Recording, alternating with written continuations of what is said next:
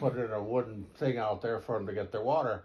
Well, then they went diesel. They didn't need me there anymore. So they said, if you still want to work for the railroad, there's a paint gang on the track up at Hinton, Iowa, up by Sioux City. And I went up there and worked on that paint gang. And that was all well and good. I was away from home more than I wanted to be. But come wintertime, pretty hard to be painting outside in the wintertime, and you didn't have that many offices. And they laid me off. And I was in the, I lived in the south end of town. They had a little 4-room house, and so I had the house payments to make. I really stretched myself thin on making them house payments, so I had to do something. So I went trapping them spotted civet cats. I seen where, if you watched real close, out of every cornfield, there was a little trail would come and go down, and they would go into that road culvert. And so I would save the table scraps at night and go downtown and get a nickel can of sardines and stir that all up. And then I'd press that into that fence post up there. They usually old fence post, old cedar post that had crevices in it. Yeah. And to track them civet cats. And I was getting $3 a piece for the civet cats, and that was a day's wages. Wow. Oh, I caught 13 one day. No kidding. No. Yeah. So tell me how you put the trap by the fence post at the bottom of the Well, fence post? I would, yeah. So that in order to get to that bait that I had in the fence post, he had to travel over my trap. Yeah. Oh. Yeah. Just put it down. That's pretty good. I like that. And I would stink, I would shoot them, Yeah. and then I would kind of throw them back into the cornfield a little bit so they wouldn't get stolen. Okay. And about once a week, I had a big old 10-gallon cream can. I think I got that from Guy. That 10-gallon cream can. They used to separate cream, and I'd go out there with my cream can about every 3 or 4 days and pick up all them civet cats and put them in that cream can, put them at the end of my lane, and the fur buyer would come out No kidding. and So buy 'em. you never had to skin them then? Didn't have to skin them then. No. I quit They got skinning them. $3. I used to do that, but that was too good to be. You couldn't skin 13 a day. You just didn't have time. No. Huh. And so I made way better money trapping than I would if I stayed working on the railroad. So Merle, did you trap like muskrats too then? Yeah, a lot of them. Yeah. Cause I trapped virtually everything. The only thing I didn't like to trap was beaver. Yeah. Way too hard to work. Yeah. That's hard work. Yes, it is.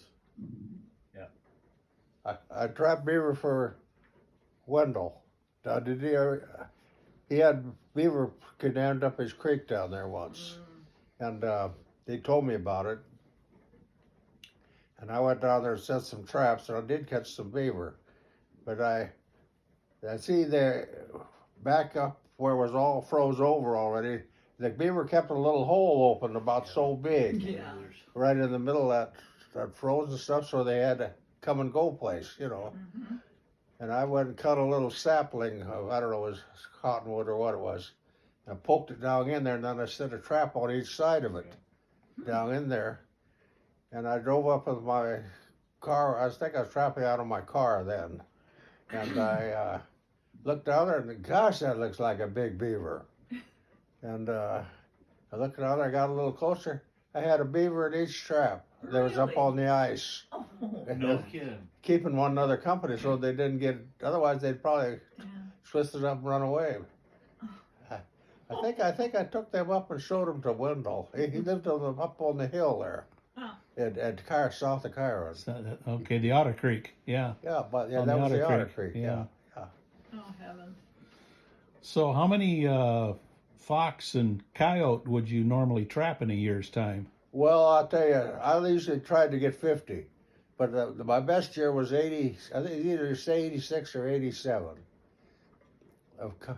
I didn't catch near as many coyotes as I did fox. Fox were dominant then.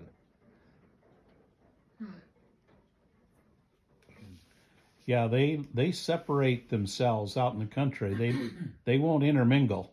No, gosh, no. the big dog, little dog setup. The big dog dominates.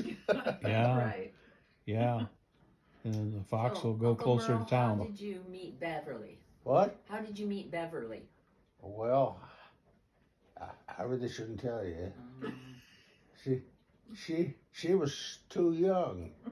She was only 16, or had turned 16, and she told her best friend to come and tell me that she wanted to go with me. And she was a pretty girl, no doubt about that. But I said I'm too young, you know. And so we went out, and I don't think we dated steadily then for a year until we finally got married. Oh my God. That's cute. Oh, I Yeah. like it. But you remember, you're maybe too young to remember Erlen Larson? He lived just south of the schoolhouse there. It was his daughter, Lozetta Larson, was Beverly's best friend, and she came to me and told me that Beverly wanted to go with me. She was a different kind of gal, Beverly was. You knew that. You knew Beverly. Oh, sure. You sure. beat beat him up with a shoe I once. know. Sure. Well, he deserved it. I remember it. Roger and I were in the upper bunk bed, and Don and Deanie were in the bottom. Yeah, Donnie and Dean were in the bottom bunk bed. Yep. And it was cousins playing with cousins, and it was past bedtime. Pretty soon, here come the tennis shoe. Beverly The kids, had it. they weren't going to sleep like they should. So probably you went to you were in the military? Pardon? Did you get married before you were in the military, or? Oh, that was long after I got out of the Oh, military. okay. See, I was an old codger. I was No, it's all right. 24 years old when I got married. Okay. When I went to the military, I was 18, I think. Okay. Well, good. Well, you had a nice, happy life together. Nice, happy Oh, marriage. we had a good life. Absolutely. We had a good life. We did have to beat up on our nephew. once in a Yeah. while. Well, that's. So what gave you the calling to go into the military? What? What called you to go to the military? Well, see, Mervyn, 2 years older than me, he went into a thing that's called aviation cadet training, which would be officers training school. Sure. And so when I got to be 17, thought that's what I will do. So I went down to Des Moines. I got to go to the federal building and take a written test, and then I had to go out to some other place to take a physical. Didn't pass the physical. I thought I was in good shape, but I had a bad ear. I didn't know I had a bad ear, but when I was a little kid, I had an earache all the time, and the folks put a piece of cotton in there, and that it grew into that abscess, and they had to cut it out. Oh, Really? Left me with a bad eardrum, and they said I would not do well trying to fly an airplane, so they sent me home. I thought, well, I'll soon get drafted. And I got drafted into the Navy, which was very unusual. Usually you got drafted into the Army. Yeah. But, and I could see why when I took you had to take a test, aptitude test. They had to see what they had, you know. Yeah. And they could see I had a B average in typing. Make a radio man out of him. You had to be able to type if he was a radio man. But they didn't know how I got that B average in typing. Oh, My old buddy Maxie Graham, we would get to acting up in typing class, and old Cora Anderson, she'd go out around the corner and down the hall to report us to the superintendent, and Maxie would go up there. He could write just like she did. He'd write A's and B's. I'd say, put some down for me too, Maxie. So I had a B average in typing, type about 14 words a minute. I love that. oh no. That's a good one. Oh. Oh, that's good. Kept So, you- so kept the you- Navy bit into that and made a radio man out of you. Boy, I better learn to type in a hurry Yeah, then. right? Because if you got flunked out of trade school and were in Navy, Yeah. see, that was another 4 or 5 months of training. Kept you out of the war, you know. Mm-hmm. If you flunked out of that trade school, they went right straight to the amphibious forces. That's the ones that hit the beach first. I didn't want to do that. Yeah. Yeah. Good No, you don't want motivation that. to learn to type. Learn to type. Yeah. Oh, In gosh. fact, I got to be a pretty good expert at it. I bet. And when the war was over and we was all getting ready to go home, but they had one of our commanders on a bigger ship. He called over to our ship, the Leary, said they needed to have 2 typists come over to that ship and we would type all night. It had a whole bunch of documents that needed typed up.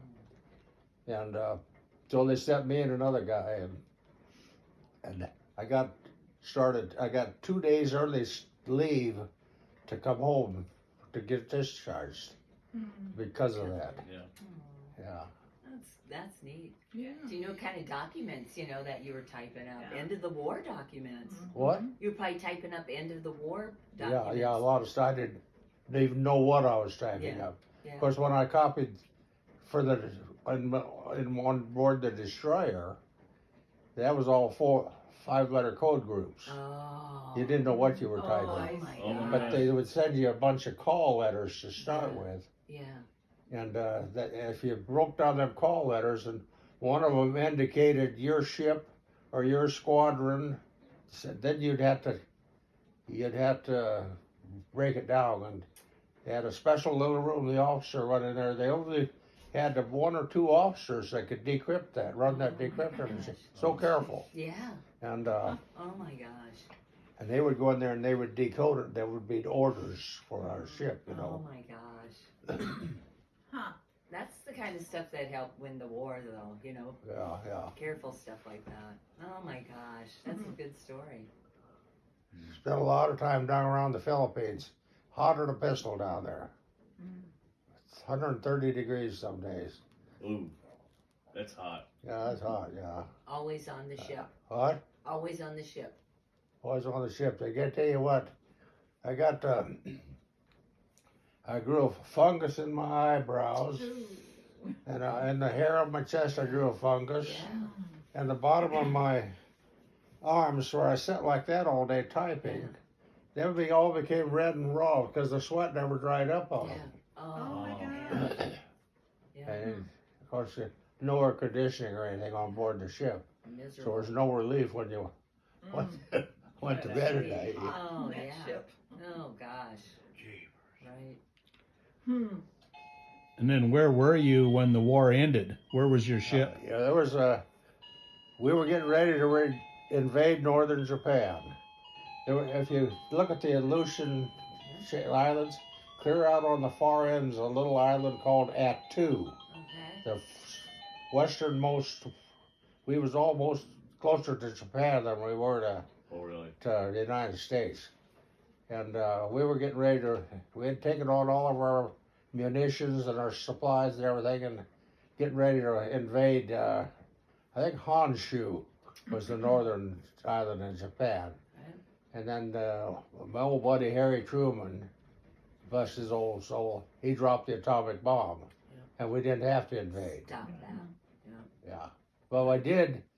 We only had 3 of our destroyers left. We had a 9-ship destroyer squadron, Okay. and they blew up 6 out of the 9 already. So when it come time, then they had the USS Missouri, one of our main battleships, sail into Tokyo Bay to sign the armistice. I don't know, do you remember all that or not? You're too young. Yeah, absolutely. But then we got to help escort the Missouri in there. Oh, I think that was kind of a reward for going all through that war yeah. and still survived, you know. Oh, Yeah. that's neat. Yeah. Yeah, you were part of history. What? You were part of history when they signed the armistice there. That, your ship escorted the Missouri in. Oh yeah, we got that was. I think it was kind of a reward because they knew we'd been through a lot. Yeah. We only got hit by I tell you, when they called us a radar picket, our troops and Marines and everything were down on Okinawa, which is just south of Japan a little bit. I don't know if you know how the Yep. You do? and we would send us as a radar picket out halfway between Okinawa and Japan, and we would pick up on the radar. They was to the point where they sent out a lot of kamikaze planes. They didn't plan on getting back, Yeah.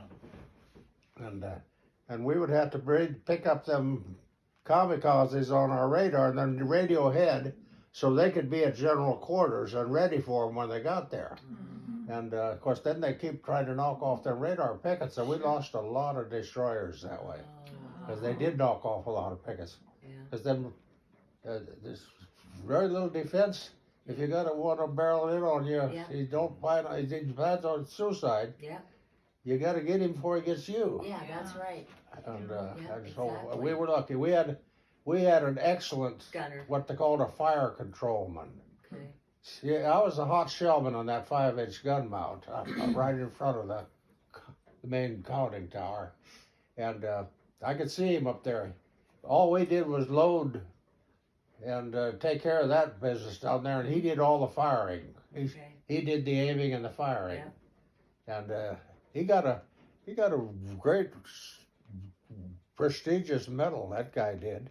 For being such a good fire controlman. Kept us alive. Yeah. Yeah. Got the Yeah. kamikaze planes before they He'd got shoot you. them down before they get there. Oh my God. I remember I don't think Marlene's heard this story before, but tell her about handling the hot shells casings. Yeah. See, I came on the. Typist, aren't you? Well, I was supposed to be a typist. Yeah, weren't you just typist? But what happened? I came on the ship as a replacement. I picked up the ship in Hawaii. I rode a big aircraft carrier from San Francisco to Hawaii to catch up with my ship, and I went on board there. And the guy that was supposed to be in the hot shellman, I think that bugger did it on purpose. He got his foot down in there when they trained it down and mangled his foot. That way he got sent home. Well, he got the training and I got the job. And the boy, in the night, the only way you could tell where them hot shells were, they're a piece of brass casing, about that long, but the front part of it was pink hot. Ooh. My gosh, I had burns on my arms and burns on my cheeks, Yeah. and I got a kick out of them old deck apes. They thought I was a sissy because I was out of the radio shack. Uh-huh. And Sure. I said, my gosh, old sissy ain't scared of them anyway. They said, You showed Finally, them. we'd been in general quarters for probably a matter of days with no sleep and cranky and angry. And Right. Yeah. and they come up with that old sis stuff. And like I said, we called them deck apes. Probably had a brain the size of a pea, you Yeah. know. Yeah. And, Bulky. And I Nice and grabbed him by bulky. the shirt and I pulled him up close. I said, you know what? When this general quarters is over, we're going back on the fantail and find out just who old sis is. I never heard it again. Good for you. I'll find out just who old sis is. Oh, that's good. Well, I'd been working on the railroad. I was strong. Yeah. Farm boy. Yeah. Yeah. Yeah. But old guy, he was my buddy for a long, long time. I helped him build a barn. He laughed, poked fun at me over that. He says, yeah, I had to help him build that doggone barn to get his daughter. He says, then I had to feed the daughter too yet. Oh, God.